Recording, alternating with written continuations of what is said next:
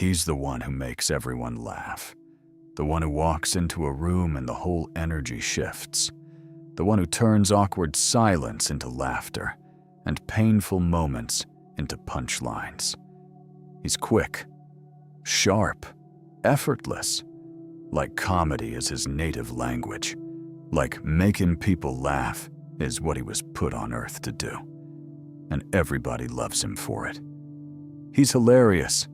He's the life of the party. I wish I had his energy.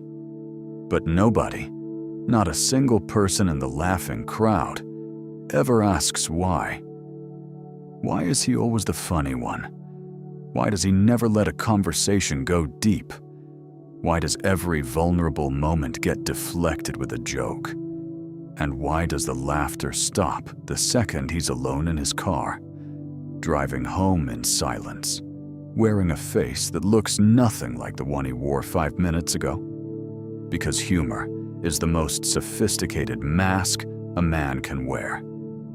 It hides everything while revealing nothing. It invites people close while holding them at a calculated distance. It says, "I'm fine," louder than any words ever could. Tonight we're going to look behind the mask of the funniest man you know. And what you find there might be the saddest thing you've ever seen. The funny man wasn't born funny. He was made funny. By pain. Go back far enough and you'll find the moment a child in a difficult situation discovered that humor could change the temperature of a room. Maybe it was a household full of tension, parents fighting, silence that could cut glass, and the child, too small to fix it, too aware to ignore it, said something that made someone laugh.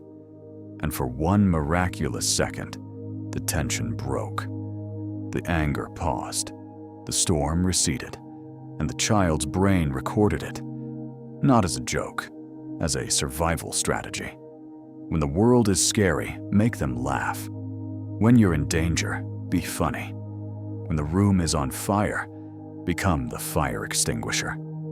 Psychologists call this the humor defense mechanism, one of the most mature and socially rewarded defenses a human being can develop. Unlike denial or aggression, humor gets applause, it gets acceptance, it gets love. And that's exactly what makes it so dangerous, because every other defense mechanism gets recognized as a problem. The man who drinks to cope is told he has a problem. The man who rages is told to get help. The man who withdraws is told to open up. But the man who jokes, he's celebrated, he's rewarded, he's told to keep going. You should do stand-up. You're wasted in this office. You always know how to make everyone feel better. Nobody looks at the clown and asks, "Are you okay?" The performance is too convincing. The mask is too perfect. The laughter is too loud to hear what's underneath. And underneath, there is almost always grief. Not grief for a specific loss. The ambient, unnamed grief of a man who learned very young that his real feelings were unacceptable, that his sadness made people uncomfortable, that his pain was too much for the room. So he learned to convert it. He takes the raw, heavy, unprocessed emotion and filters it through comedy until it comes out light enough for the world to swallow. He doesn't feel less than everyone else. He feels more. He's just learned to package it in a format nobody recognizes as a cry for help. Watch the funny man closely, and you'll see the technique. It's not random. It's surgical. The first is deflection. The moment a conversation approaches something real, something vulnerable, something that might crack the surface, the joke arrives. On time. Every time. Like a fire alarm that trips the instant the temperature rises past a certain threshold. How are you really doing? Well, my therapist says I'm a lost cause, so that's progress. Laughter. Subject changed. Crisis averted. Nobody gets close. Nobody sees in. The second is self-deprecation. The funny man doesn't make fun of others. He makes fun of himself, and not gently, ruthlessly. His weight, his failures, his loneliness, his worst moments, served up on a silver platter as entertainment. And the audience laughs because the delivery is flawless. But the content of the joke is a confession. I hate how I look. Nobody would date me. I'm a disaster. He's telling the truth. The room thinks he's performing. Psychologists call this the confessional paradox. By speaking a painful truth in a comedic frame, he reveals and conceals his pain at the same time, telling you exactly what's wrong in a way that guarantees you'll never take it seriously. The third is energy management. The funny man is always on, always performing, always scanning the room for the next opening to make someone laugh. And it's exhausting, because it means monitoring every conversation, reading every face, calculating every response, not for connection, but for entertainment. He's not being himself, he's being a product, and the product's only job is to make you feel good, regardless of how the manufacturer feels. Here's the cruel irony. The funniest man in the room is almost always the loneliest man in the room, because humor creates a paradox of intimacy. People feel close to him because he makes them feel good, but he feels close to no one because nobody knows the real him. They know the character, the performance, the curated version, built to be loved without ever being known. And there's a devastating difference between being loved and being known. Being loved means people enjoy your presence. Being known means people understand your interior. The funny man has spent his entire life achieving the first and avoiding the second. He has 100 friends who'd call him one of my closest, but not one person he can call at 2 a.m. to say, "I'm not okay." Because that sentence isn't funny, and unfunny words don't fit in his mouth. He's been performing so long that dropping the act, even for a moment, feels like dying. Psychologists call this the loneliness of the entertainer. Studies of professional comedians show rates of depression, anxiety, and substance abuse far above the general population. Not despite their humor, because of it. The same instinct that makes them brilliant performers makes them terrible at being honest about themselves. Robin Williams was described by friends as the funniest person they'd ever met. A man who could make an entire room weep with laughter. And behind the performance was someone drowning in a depression so deep that no one around him could see the water. Not because they weren't looking, because the performance was so bright it blinded everyone to the darkness behind it. And this is the trap. The better he gets at his craft, the worse his isolation becomes. The more people laugh, the more certain they are that he's fine. The more certain they are that he's fine, the less they look. And the less they look, the more alone he becomes. He built a fortress of humor to keep himself safe. And the fortress has become a cell. Every funny man has a moment when the mask slips. It doesn't happen on stage. It doesn't happen in the group chat. It happens in the car, in the shower, in the dead space between one performance and the next, where there's no one left to entertain, and the silence fills with everything the jokes were built to cover. And the pain doesn't arrive gently.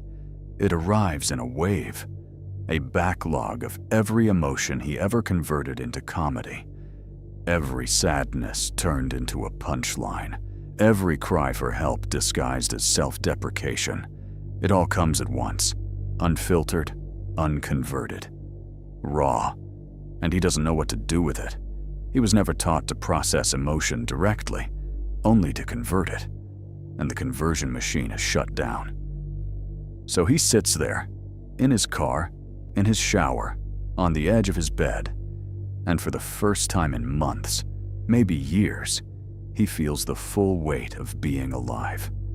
And it's terrifying. Not because the feelings are new, because they're old, ancient, stored in the basement for decades, accumulating interest. And the principle is finally due. Some men break cleanly. They cry. They call someone. They finally say the words they've been writing jokes around for years. I'm struggling. I'm sad. I don't know why I can't stop performing. But most don't break cleanly. They break privately. They add another layer of humor over the crack. They write a funnier joke about their own breakdown. They turn the pain into content. Again, because it's the only language they know. And the cycle continues. Pain becomes comedy. Comedy becomes applause. Applause becomes isolation. Isolation becomes pain. The loop has no exit.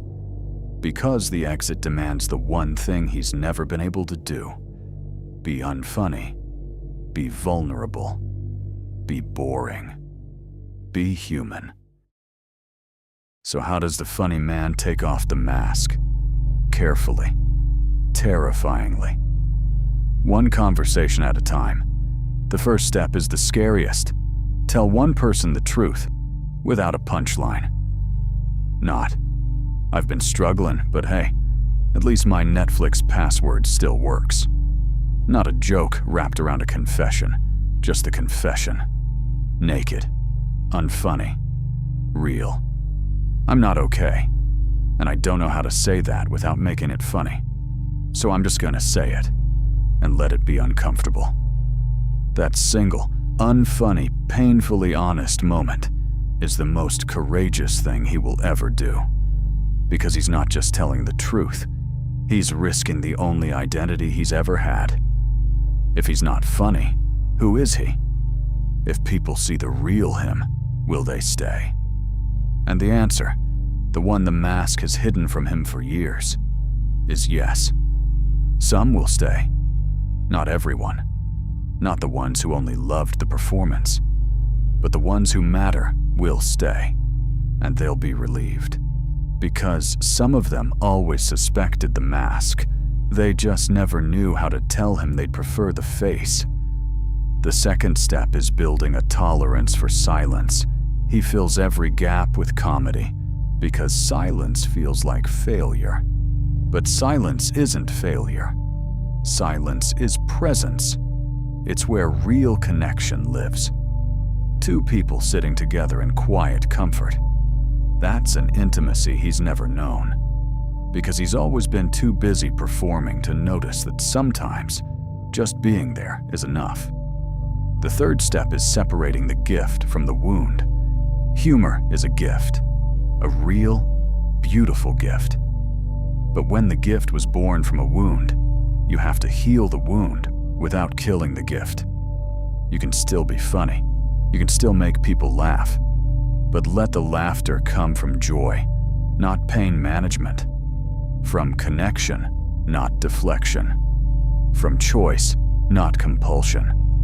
The man who is funny because he chooses to be is free. The man who is funny because he can't stop is trapped.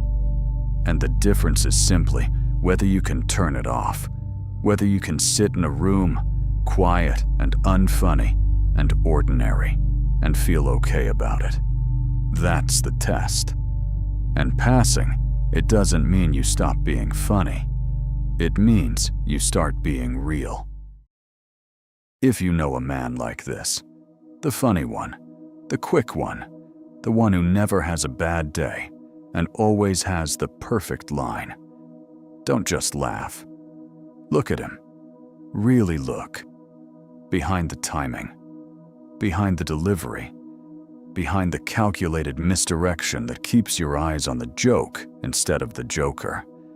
And the next time he makes the room laugh, Wait for the moment after, when the laughter fades and his face resets. Watch his eyes in that fraction of a second before the next joke loads. That's him. The real one. The one nobody checks on, because he's too busy making sure everyone else is okay. And if you are that man, the one who turns pain into punchlines, who hides grief behind comedy, who makes the whole world laugh while quietly drowning, know this: you don't have to be funny to be loved. You don't have to perform to be valued. You don't have to convert every feeling into entertainment to deserve a place in the room. Your sadness is not too heavy for the world. The world just never got the chance to hold it, because you kept wrapping it in comedy before anyone could reach for it. So put the joke down, just for one moment, and let someone hold the real thing. This is Obscura. Clarity through darkness.